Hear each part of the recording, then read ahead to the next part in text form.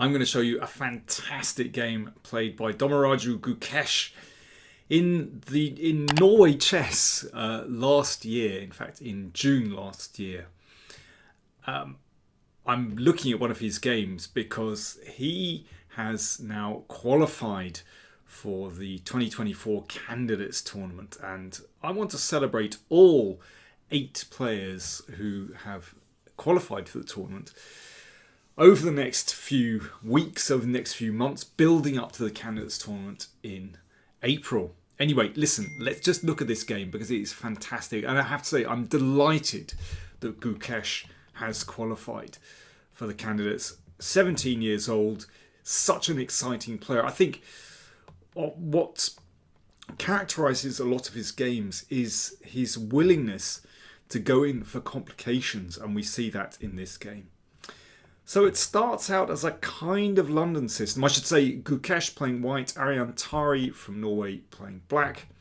So it's a kind of London system, Torre system. It's hard to give this one a name, but I think we all know this kind of setup very, very well. Super solid pawn structure. The bishop outside the pawn chain. The knights go here. Black has played, instead of putting the pawn on d6, Tari has put his pawn on d5, claims a bit more space in the centre, but it means that white can use that e5 square. b6, yeah, bringing this one into the game potentially, and h4. So typical of Gukesh, he's looking to stir things up from the word go. And you can get away with this kind of flank advance when the centre is really solid. You know, it's hard for black to break this one down, this pawn structure. c5, but black claims some space in the centre. Knight e5 hits the outpost. Knight d7, challenging that knight hit. Now, in a very interesting moment, Gukesh decides to play bishop e2. You could even play h5 straight away, and this exchange sacrifice is not so silly actually, but well, he played a little bit steadier, played bishop e2. Now h5 opening up the h-file really is a threat. You know, in this kind of position, once the h-file opens, it's not going to be too difficult for white to castle queenside and then potentially, you know, use both rooks on the h-file. So I think Tari's response here, h5, is pretty wise. It really is time to stop h5. Now, white could just castle here, or you could just play knight f3, supporting the knight. But Gukesh's next move, I think, is so typical of him. He's looking to try and wrong-foot his opponents, looking for complications. He's looking for an adventure, knight c6. So this is already a little bit unusual. So he's seen an opportunity to really go for it. So he pushes the queen to e8. And now b4. So his idea is to support that far advanced knight on c6. We want to support it with b5. Really interesting. So very, very ambitious. So if bishop b7, b5, and you don't really want to take there, that would be a bit embarrassing for this knight. So knight g4, right, what's that about? Well, that's to do with supporting this advance with e5, and as white's king is still in the middle, looks like a very sensible break to go for. It's the break you want to play anyway.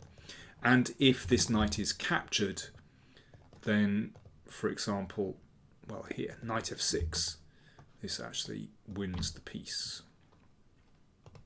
So Gukesh castles. e5. Okay, he's got to put up with this. And now this knight, was it sensible to put it right in the enemy camp like this? Let's see. Bishop b7 is probably the most prudent move, but I mean, this is a highly unclear position after white takes this and then puts the bishop back here. You know, there's a lot of pressure on this centre, and these bishops are very interesting. You know, if this one is taken, you've always got to watch out for a bishop coming in here. Very double-edged position. Tari plays queen e6, which looks like a very natural move to attack the knight and support the knight on g4. But it's incredible what Gukesh has prepared against this. b5 supports the knight. Okay, a good starting move. I think that one is predictable. Bishop b7. But now watch what happens.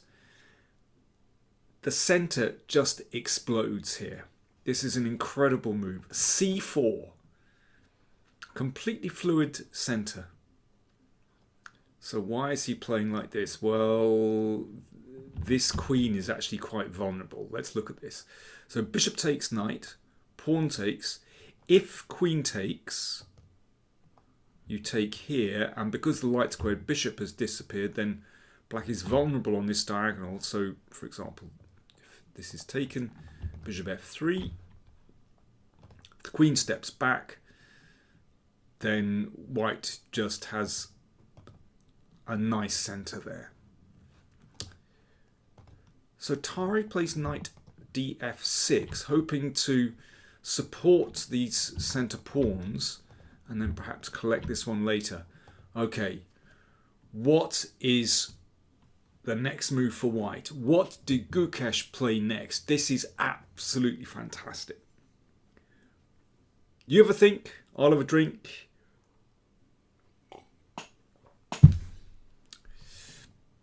Are you ready? e4. Wow, wow, wow. What a move. This is just incredible. So the idea is just to punch through with d5 to support that pawn on c6. If this pawn is taken, then yeah, this pawn can be taken, and white is obviously doing very well there. This can be taken as well. If d takes, d5 supports that pawn on c6. Likewise, this one looks tremendous for white. So Tari played knight takes pawn.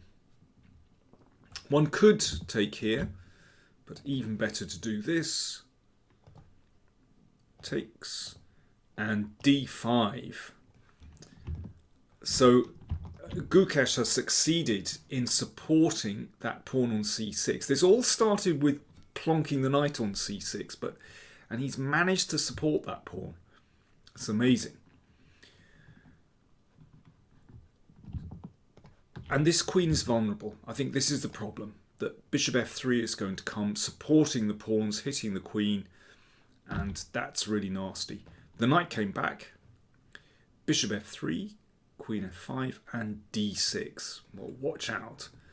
So this bishop supports the pawn. If, let's say, this rook moves, I mean, it's vulnerable on this diagonal. If it moves into the middle, then c7 and bishop b7, and it's that simple. This pawn is rolling through. It's incredible. Therefore, Tari decided to play e4, blocking out this bishop. But the problem is that this bishop on g3 now comes into the game, supporting the pawn on d6. Bishop e2, that's just going to bounce around. Okay, watch out for this one. Rook c1. That covers this square. Knight b4. c7. They're going through. I mean, look at this. This is coming next. Bishop d4. Okay, black's pieces are impressive.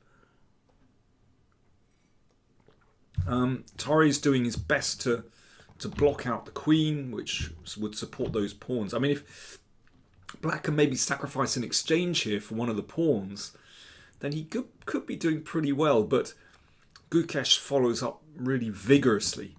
Queen a4. Still wants to get in d7. a6. So Tari wants to play b5, shutting out the queen. d7 anyway. So this had to be calculated. The point is that after b5 this happened. Bishop takes pawn, and then you can take the rook here. Now, if that's taken, then you get a new queen, and white wins. So queen takes d7, queen takes e4. So Tari has managed to eliminate one of the pawns. Problem is that this pawn is still supported by the bishop. If black could get rid of the pawn on c7, then with that lovely bishop on d4, it could be a different story, but no. This is still way too strong. Knight takes e2. Okay, trying to scrabble to get some kind of compensation. The rook is attacked, moves to the open file. So a simple queen exchange could win the game. Bishop f6 covers. And now some powerful punches here. Rook d1 hitting the queen. Doesn't want to retreat. I mean, if queen f5, then you can exchange and play rook d6. This is going to be winning pretty swiftly with rook c6 or rook b6 and rook b8 actually. Rook b6 and rook b8. So bishop d4 shuts out the rook, but again, really powerful punches from Gukesh. Queen c2, excellent move, hitting the knight, but also threatening queen takes c5, exploiting that pin. Queen e6 steps away and supports the knight, but the queen is not stable here. Rook e1, hitting the queen, and that's just too much. Queen c4, an exchange of queens. Bishop d6 threatens the rook. Rook c8. Bishop c5, end of game. If the bishop takes, rook d8 seals the deal, and in fact that pawn actually goes through to the queening square. What a game, what a concept. It takes a lot of bravery to play a move like knight c6. You know, it could just end up stranded on that square. The whole concept with b4, b5, incredibly ambitious, but it paid off, and in fact it was this pawn. Was it this pawn? Possibly that pawn that went all the way to the queening square. Anyway, one of those pawns did. I've lost track of which one it was, but yeah, a really daring concept. The thing is, if it goes wrong,